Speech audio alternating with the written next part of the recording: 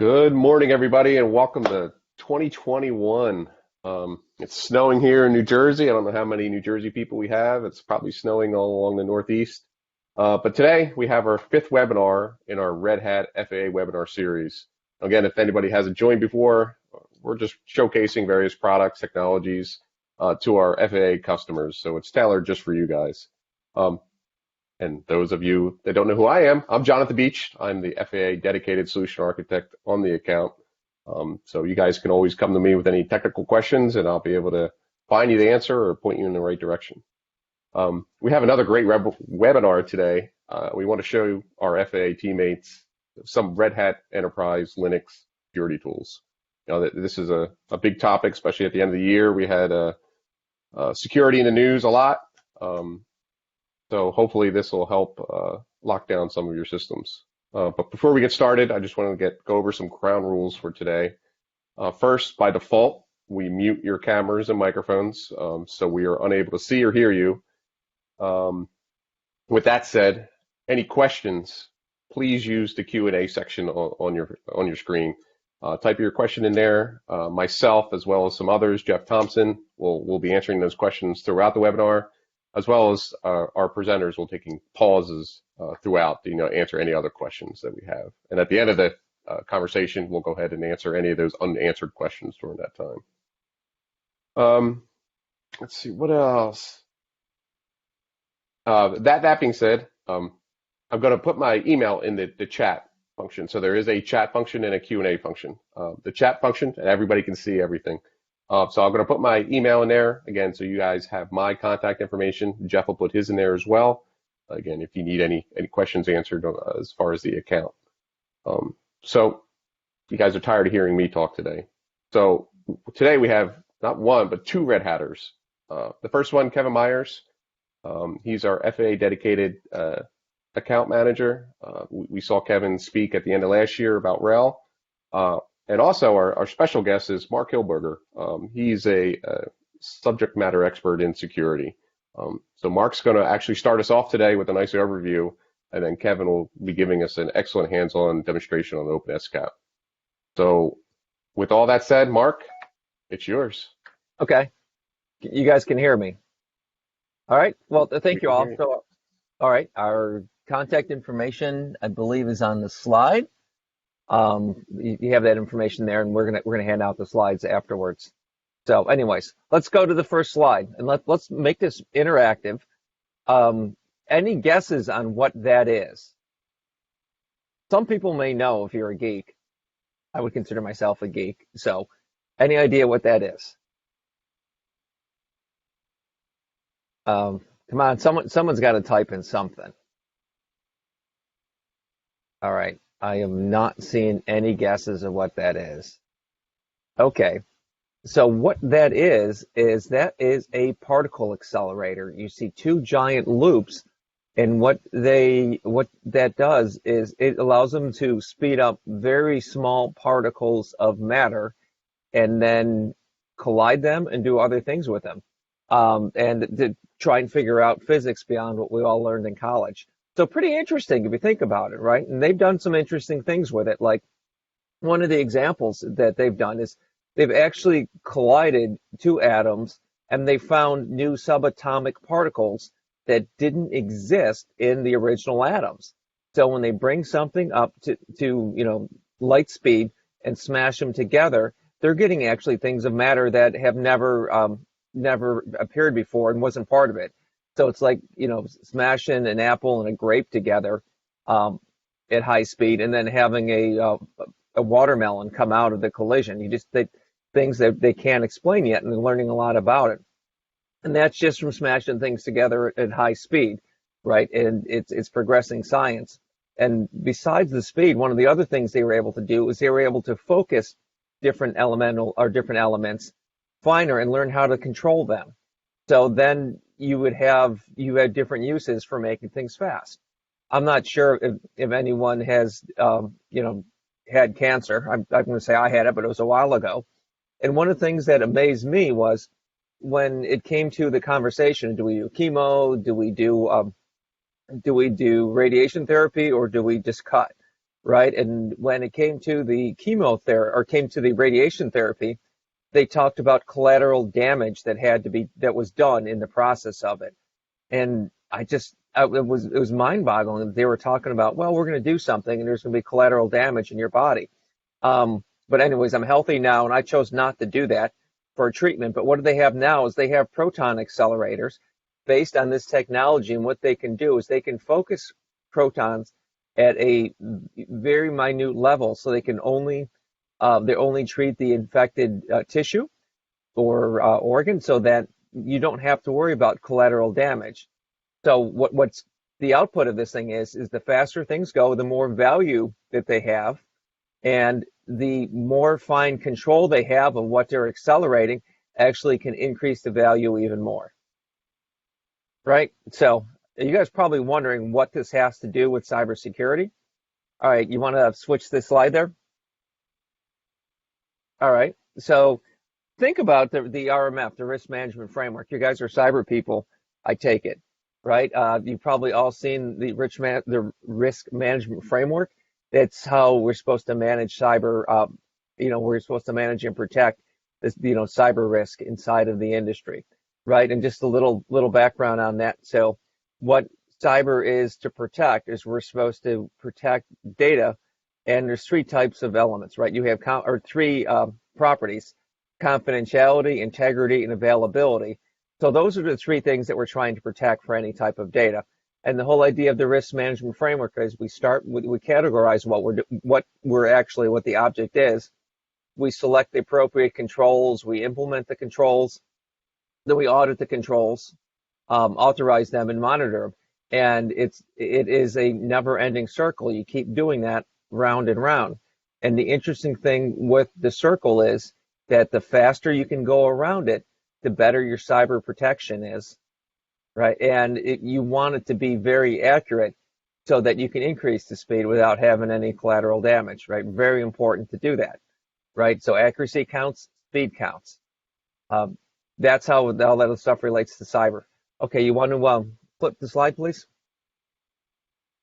All right, so how does Red Hat allow you to navigate the RMF framework faster and do it with better controls, right? More precise controls. There's really three things that Red Hat does in order to make that easier for our customers. We have government certified security profiles.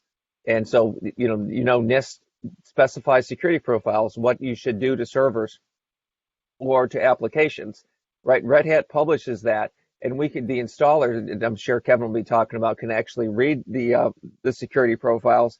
So you can start right out of the box with a secure system according to NIST standards or PII, or whatever standards that you want to use, right? And you can modify those to make your own standards.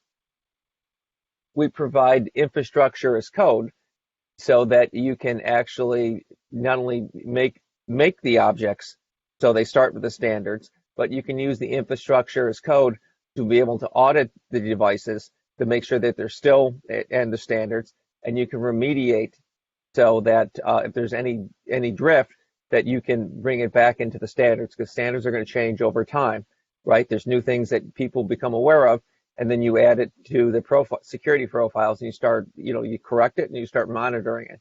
That's why it's important to go through the RMF fast, because you have an exposure when you don't do it fast enough, right? And that's where a lot of things happen. For example, most of the break-ins that people have with CyberWise are already known CVEs, and the way to stop it already know. But the problem is that the bad people go and use those vulnerabilities before the people, before customers or end users are allowed to patch them to close those vulnerabilities. And Red Hat also does backporting of patches and security updates. So by doing that, we allow you to keep your RHEL operating system or your applications secure, and we don't force you to do major upgrades as often as they are released, right? So if you didn't do the backporting of patches, you'd have to upgrade your operating system or your application many more times than you do, right? And then that would slow down the whole process, right? So every time you're doing a major upgrade, that RMF framework is going to spin slower, and you're going to have to start it over. By doing the backporting, we allow it to keep spinning and keep spinning at the same speed. All right, then with that, we're going to hand it over to Kevin, and Kevin's going to talk details about the technologies. Yeah. Hey, good morning, everybody. So thank you, Mark, for that intro and that background. So I'm going to jump in actually right here, and I'll give you a little bit of my background as I discuss this. But we talk about the security lifecycle, and we really talk about it being a continuous journey. So it's not an end state. My background, before I came to Red Hat, I was actually managing systems, managing teams that manage systems, and we would constantly get into fire drills at times when vulnerabilities would come out and not have a good understanding. What was the state of the systems? Where were they at? What needed patched? And that's where some of the tools I'm going to talk about today will go into. Another aspect that you may find yourself in is your security team may be asking, are we meeting certain policies? Whatever your security team that you fall under, generally will have a security policy or guideline they want your systems to be at. So we would always dread the annual audit at times. Would come around, systems would get audited. Are you meeting these policies or not? And how did we prove that? So I have some tools that really, it's going to fit in this middle area here where we see security, policy, processes, and procedures. Not the most fun pieces, but really, what these cover, the policy, the rules, and the standards. These are at the organizational level, perhaps at the master. They could be system specific. So you might have different policies that are applied to public-facing systems versus your internal systems. You may have different policies for labs and tests. Generally, the farther away they are from the bad guys, the less restrictive they are. You may have policies dealing with issues. So they may be specific, dealing with a data spill, things like that. Your processes, what, who, when, how do you handle these things, and then your procedures, how and where. So that all makes up, this middle aspect when we talk about the continuous journey through the security lifecycle. Just looking across the Red Hat portfolio, these policies, the processes, the procedures, they really apply across the entire stack. So everything within this portfolio has a life cycle to help you comply. It's a really holistic approach. So each phase, whether you're in the design, the build, the run, the manage, the tooling is there to help you analyze. The tooling is there to help you report on it and really just ultimately achieve that compliance that you're being asked to achieve. So I want to talk compliance. There's two aspects to it. There's the reactive, what we call a reactive, and this is more of your vulnerability. So a reactive compliance, we're talking about that. It's a well-defined vulnerability assessment strategy. What we're going to do is, typically we're going to measure the impact, the severity. We're going to see, is it exploitable? Do our systems have that they could be exploited? And then we're going to plan mitigation. Mitigation is one thing I do want to point out. So mitigation is different than remediation. Mitigation is if I cannot remediate, i.e. apply the patch, what do I do to mitigate that so it can't be exploited? These are reactive. These are reactive scans when we're talking compliance. Then we also have proactive, and this is where we're actually looking at baseline setups of the system. So this is where we're going to talk about SCAP, if you may be familiar. If not, we're definitely going to get into that. But when I'm talking about these, I'm talking about the reactive being an SCAP vulnerability scan, and a proactive more being the SCAP compliance scan.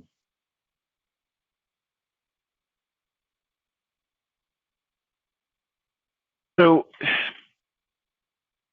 two pieces I want to point out, two tools that we do have available. Insights also is a tool that could be used for these. We're going to look at that actually directly. I'm going to demo that, but just looking ahead. So we have Insights that will help handle the vulnerability pieces, and we also have Insights that will help you with the compliance reporting.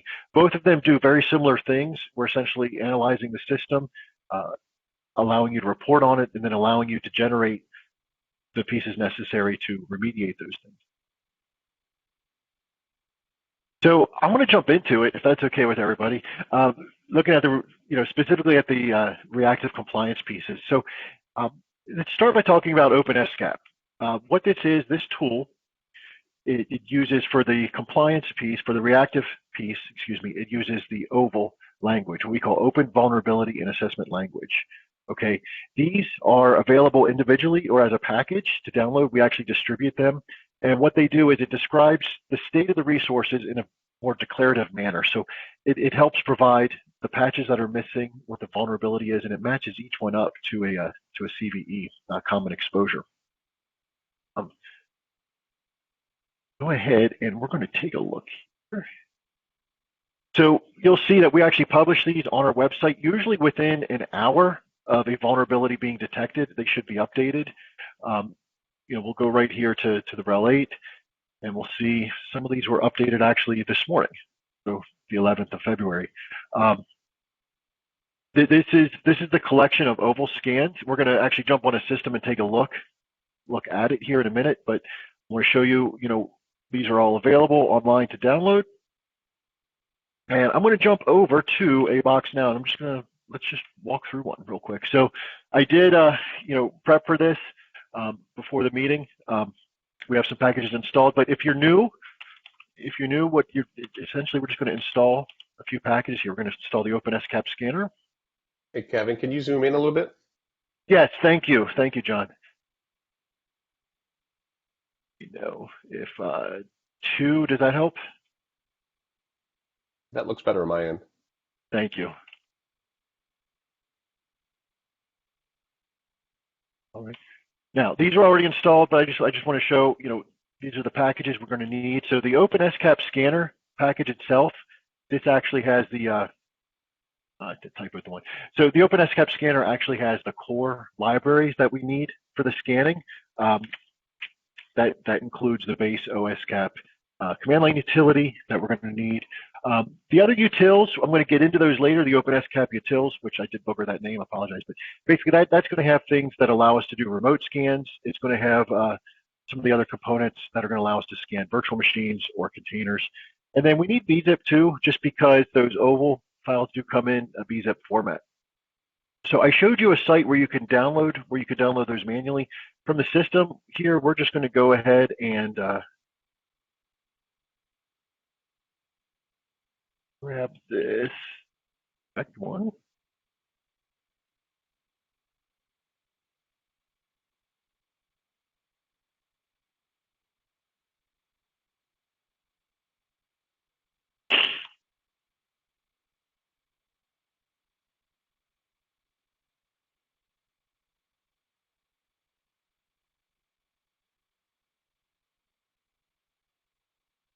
All right, we're actually gonna run the command to install those packages we need. So,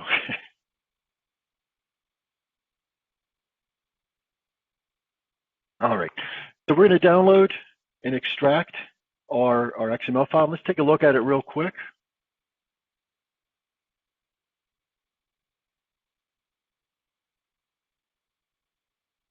So just plain XML, probably not much to see, but I just want to open it up. You'll see each patch that's defined in here has a severity. It has necessary Red Hat security announcement and the common vulnerability exposure. So it lists this all throughout. It's probably really boring. I've never actually had to edit this manually. I've glanced at it, but I've always trusted, and now being on this side of Red Hat, I continue to trust that our security team publishes these as necessary. So actually running it is very simple. So we're just going to run a OSCAP.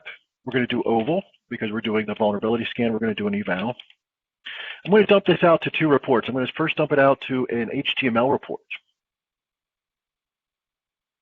I want to be able to view this with my browser, and I'm also going to dump some output here, the results into an XML file.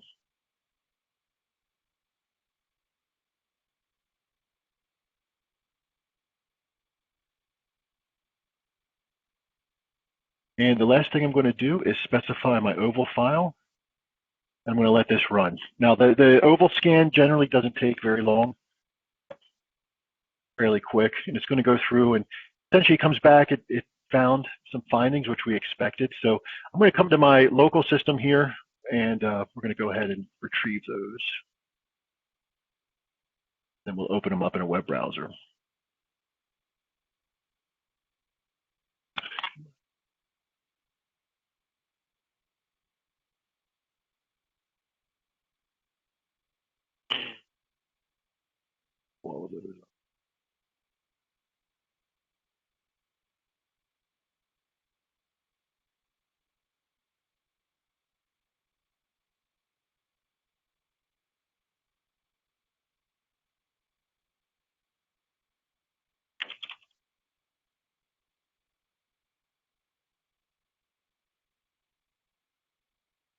All right, now let's go back to our browser here. We were presenting.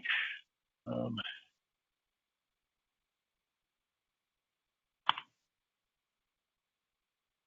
going to open this up. So this was the one we just scanned. And really what we see here is just general HTML output.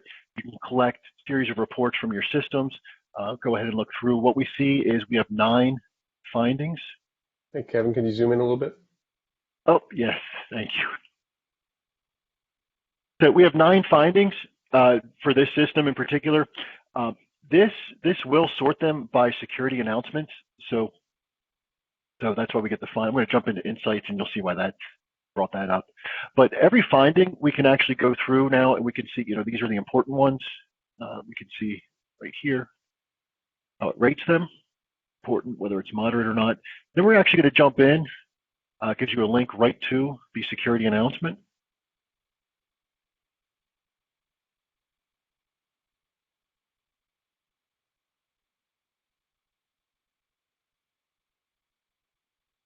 So security advisory, we can jump right in there. We can see the background of it, the severity, the solution, and then of course what packages are available. I'm assuming most of our guides, most of you all are using satellite or directly attached, so you probably wouldn't download them from here. You just do a yum update from your box. But really, generally, what I wanted to show you is, just get an understanding. You can get to the service, and then right here, we can get to the common vulnerability exposure page, which gives you more background on that. All of this as well, just a heads up, is going to be available from our hardening guide. So I've linked the chapter in the slides. We're going to clean up a few slides and get those sent out after this demo. Actually going to go ahead and then come back. So Insights is another piece I wanted to show you because Insights is integrated with SCAP. I'm already logged in here. If you are not using it, go ahead, take a look. If your systems are able to access the internet, you can go to cloud.redhat.com and get to Insights. And we're going to go actually to the Insights vulnerability.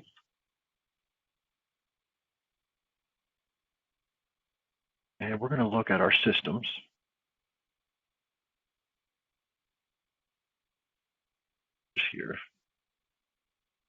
Here I am, demo 1. So now you'll notice the timestamp on this was actually a few hours old. This is not, what I just ran was an open SCAP scan local. That doesn't update Insights, but Insights is another tool that you can use to track your vulnerabilities. It gives much the same output. This actually shows, though, when I mentioned this shows 13. Insights will sort them by the CVE number, not necessarily the RHSA. So this is available. You can also drill in each one, get the details right from the Insights portal as well. Jump to the knowledge base. One other thing, and you're seeing when you're looking at mine, I'm actually sharing, our Insights account with several other employees here. So you're seeing a lot of systems we use for demos.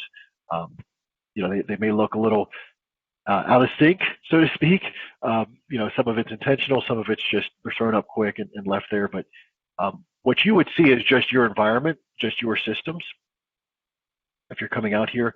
But it does offer a report, and I want to open this up.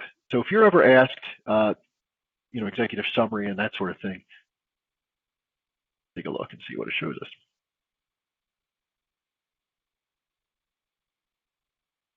This here a little bit. So we do offer, there's a few reports on Insights. This is one of them, the executive summary report, but this just gives a high level, number of systems you have, the number of exposures that are out there, as well as the top 3, the score. It'll give you a chance to really look at your environment. If you're ever brought into those uncomfortable management meetings at times, this might be something that you could use just to send over or to really, as a security team, manage and understand what is our top 3. These are the executive summaries. You can also customize your own reports. I know we don't have a lot of time today, so I'm not going to actually create one here, but definitely a lot of stuff to play around with, and the features are there and available. Right, so let's jump back over here. So the other tool with OpenSCAP is a compliance scan, okay? And what this is where we're also describing that required state of the system. These are configuration compliance, and what we're doing here is we're looking against pre-configured security profiles. I want to actually we're going to go to the OpenSCAP site. This is not a Red Hat site. This is the OpenSCAP org upstream. Although the policy is available, these are baselines, okay? So all of these are out there. These are published. I'm going to scroll down here to the RHEL 8 and zoom in slightly. These are available, of course, upstream on the OpenSCAP site. We also distribute these with our security package. So SCAP security guides, we do distribute those. It's available to install in your system, so they'll be kept up to date. But why I'm going here is, depending on what your security team requires, depending on what you require for your systems, these are baselines. So let's just drill into the CIS. Okay. This gives you a general overview of what it offers. They can be customized or tailored, we would call it, to include specific checks or actually ignore specific checks if you might allow something. We'll go through that a little bit, but the takeaway from this is, these baselines, these guides are out there. They're a collection of predefined rules that other security experts really focus on. So it kind of takes, if your day-to-day is just administering the system, it takes some of that pressure off to go through, do all the research into what is a high priority thing that I need to change on my configuration. Instead, we have security experts that publish this. In fact, depending on what your system is, you may already be required to follow these. So the STIG is one we commonly have that's pushed out, and this is we see a lot of Fed customers, and I'm not sure if everybody at the FAA is required to use the DISA STIG, but in other organizations, especially our DoD customers, are required to use this. So this draft was recently approved. It's again, coming from the NIST, but these are the different security profiles that are out there available.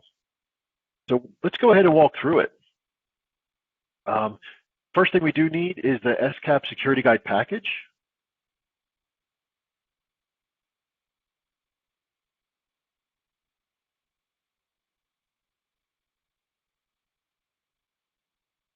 Go ahead and install that.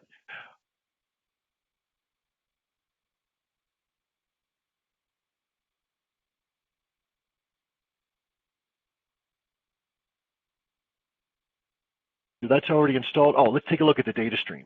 Show you guys where that installs to. So what this package essentially installs is everything right here under.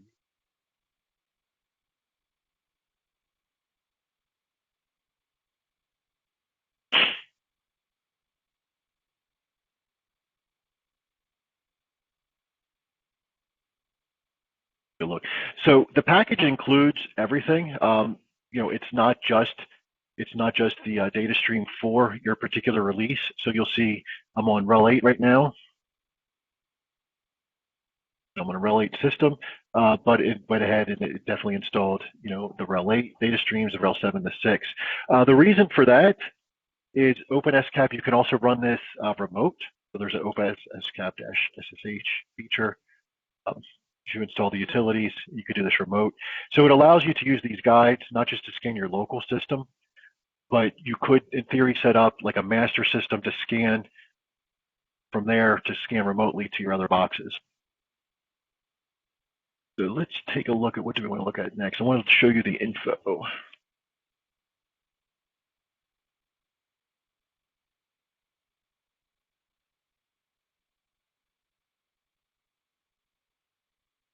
Just going to look at this one right here.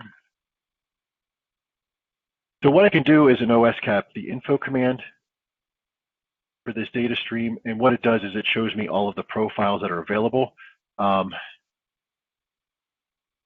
here. And what you'll see is all of the profiles that are included in this data stream. So we have the CIS benchmark, we have the HIPAA profile, we have the STIG and that sort of thing. I'm going to probably run through the CIS for a few of these examples. We could run a scan. Go ahead and do that.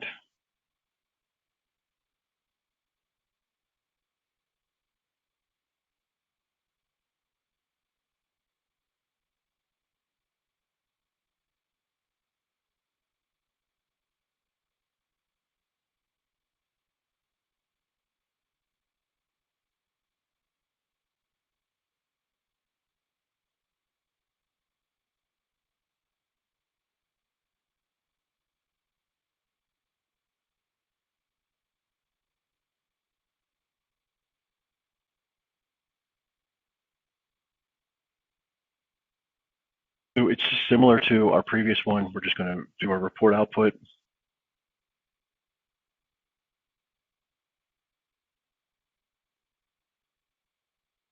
But what we're going to specify here is the profile.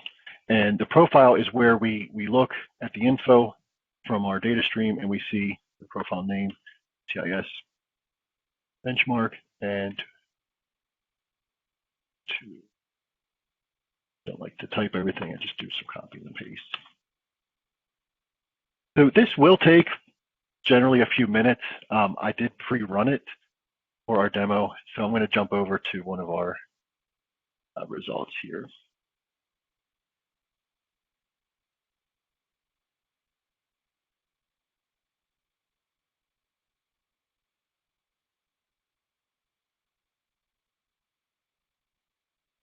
Okay, I'm going to zoom in.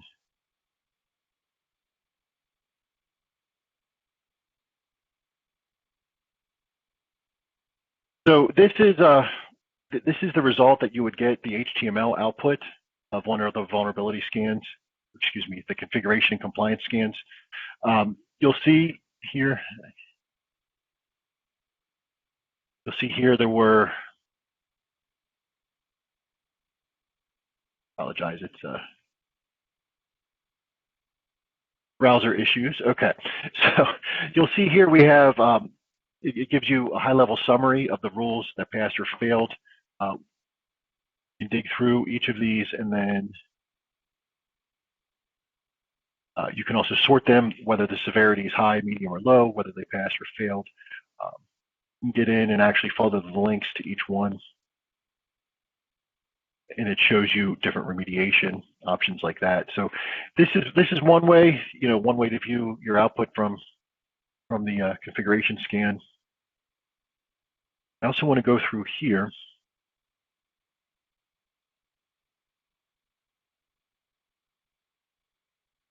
and go back to the insights.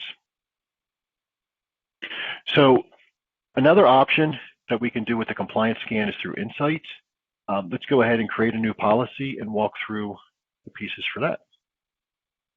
So we're going to go to compliance, SCAP policies, and we're going to go ahead and create a new one. We're going to base this one on RHEL 8, and we're going to choose the CIS benchmark.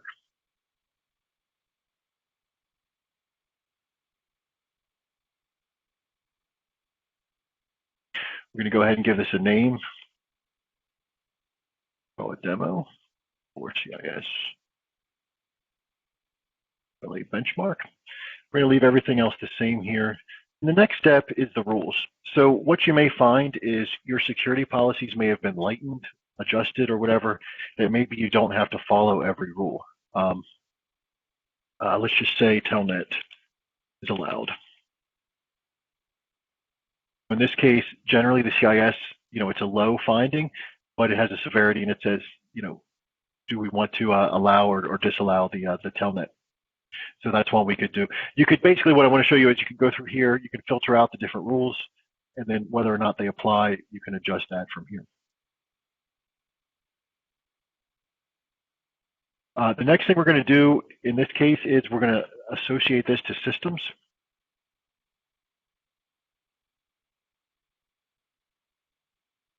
Oops. I exited out. Okay.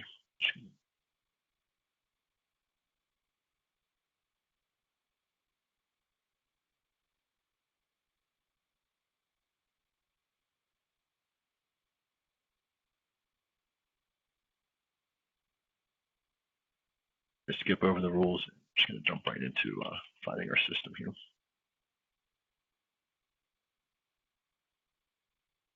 Okay, so we're all set. So the policy is created.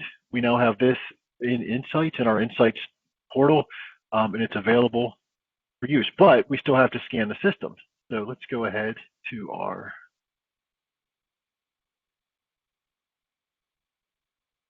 go back to our box that's connected, and we're just going to run.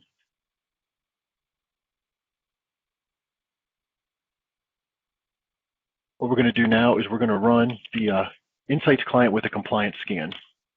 It's going to do essentially the same thing. It's going to use OpenSCAP in the background. The first thing it's going to do is it's going to reach out to the Insights web server, retrieve the profile that we just created, pull that in, and then it's going to use OpenSCAP on the box itself to run the scan. And then lastly, it's going to upload it back to the Insights cloud. So while that's working, let's take a look at another one. I don't think we want to wait for that, but let's take a look. Hey, Kevin, can we have a Hey. time for some questions while we wait? Yeah, sure. Why don't we? That's a good pause. Okay. Yeah. So I'm going to go work backwards on the two questions we have. David asks, what is the name of the tool that does the configuration scan? Oh, okay, great. So the tool itself is still, the configuration scan is still part of OpenSCAP. It's just a different command option. I don't know if you called it because I was jumping around a little bit quicker than I want to, but right here, when we talk compliance and configuration scan, we're still using OSCAP. We're just using the XCCDF option during the eval. And that's where we're also pointing it to the profile, in this case, the CIS benchmark profile, and the data stream that contains those configs. But yeah, that's all. Everything here is OpenSCAP. Even though I'm using Insights, it's still OpenSCAP under the hood. Okay, and our second question from Patrick, is there an Ansible role available to run OpenSCAP across their multiple AWS environments? An Ansible role to run OpenSCAP. Yes. I don't know if there's a role directly, but there are ways to run OpenSCAP to automate some of the data collections. Yeah, I was thinking the same thing. I didn't think there was a role, but yeah, you could definitely set up Ansible to, a playbook to do it, or set up. In fact, I'm glad you mentioned a Ansible here.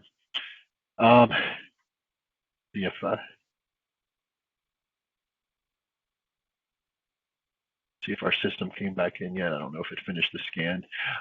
What I want to show you is when we're talking configuration, when we're talking, I don't know if I'm going to demo this if it doesn't come in, but I'm not going to let that stress me out. What I want to really stress is Ansible is great to not only do the scan, but really where Ansible comes into play is remediate. Okay. It's one thing, great, I know where my deficiencies are, but to really automate getting those deficiencies fixed is where Ansible comes in. OpenSCAP has tie-ins, so we can actually use OSCAP to create Ansible playbooks for us to fix that remediation. And that's where I think really the power of it comes into play.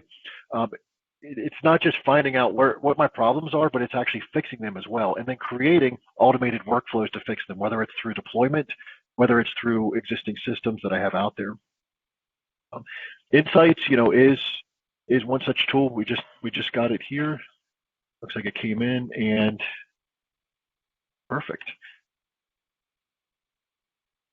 So this is that system I just scanned. It just finished, and it gave me a whole bunch of findings. I expected it because I'm just using I'll call it the naked CIS benchmark. I haven't made any tailoring to it. But when we see over here in Insights where it says Ansible and it has the green check, that tells me that there's actually Ansible, there's logic built into Insights that will allow me to create a playbook. So I'm just going to click this and hit remediate. Now, this is not going to actually run the play. This is just creating it. So we go through, we're going to hit create.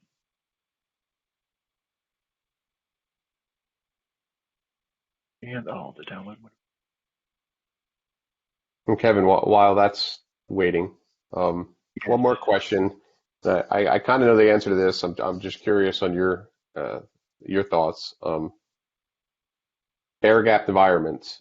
So it sounds like you need insights access outside the environment you're working in, or can you set up a local insight server inside of your firewall?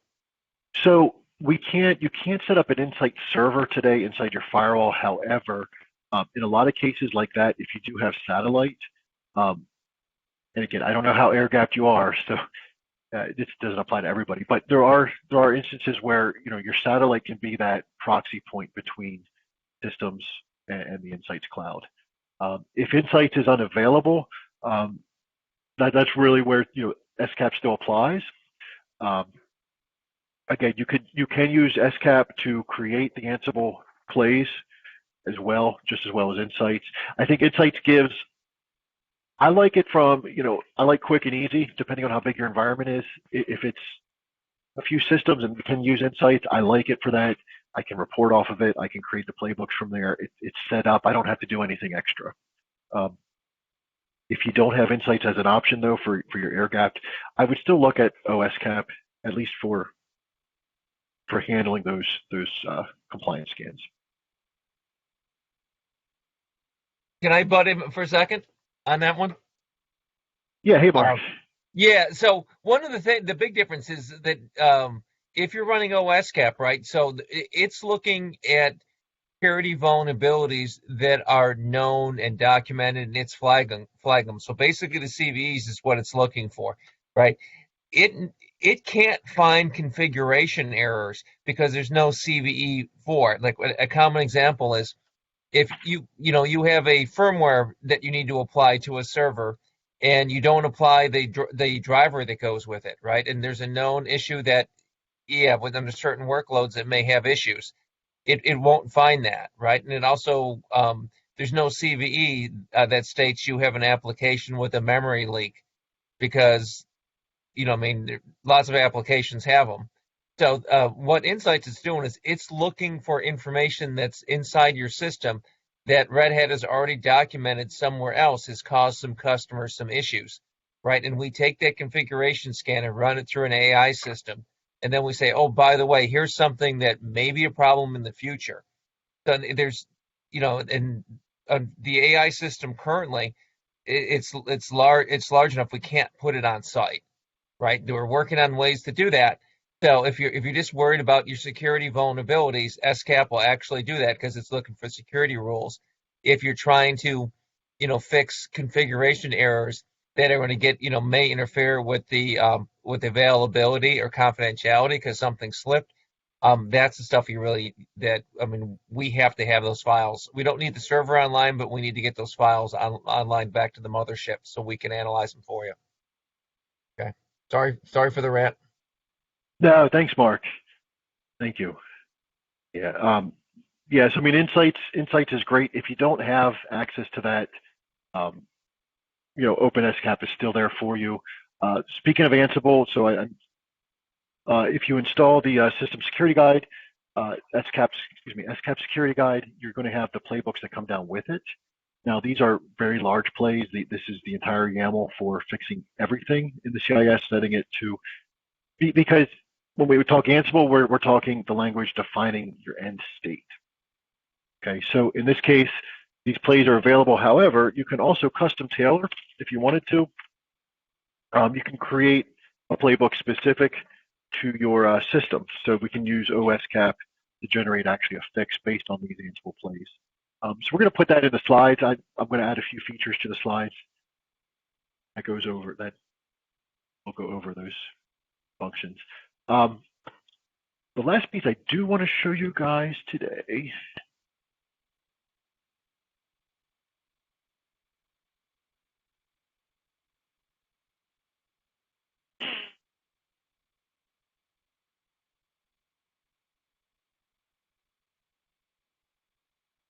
here.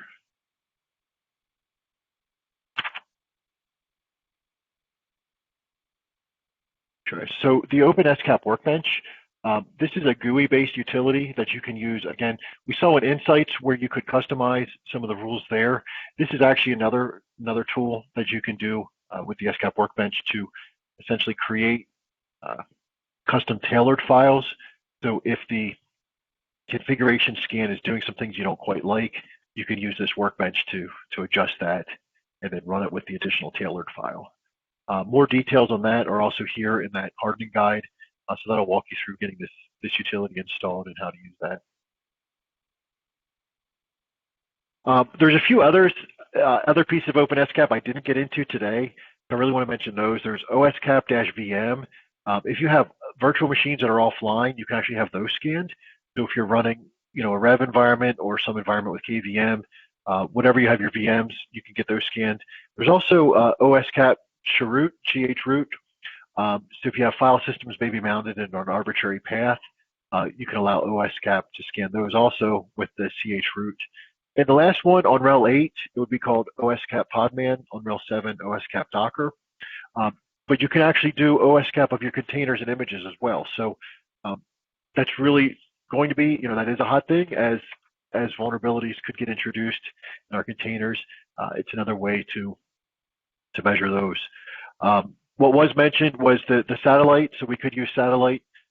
Satellite with Smart Management allows us to tie in satellite with the Insights capabilities. The end result of all of this really, again, a key takeaway here, what I would highly suggest is just through your life cycle to keep this security process continuous and automated. So between the vulnerability scans, hardening the systems, enforcing them, maintain, and then just the automation that we can provide with Ansible. So, we looked at some of the pieces today, but just encourage you guys to, encourage all of our customers, I should say, to explore these additional options. There's a few other related links you'll find out here for some of our security products, pages, and we'll make sure we get these slides handed out. And John, do we have any questions? Kevin, I think we answered all the questions, or you have. So, yeah, well, we could talk about this slide. I wanted to at least plug some stuff that's going on for you guys at the FAA as well as overall for Red Hat. So the first thing I wanted to bring up is we're continuing our webinar series. Our next one, which was supposed to be today, I believe, but we pushed it out.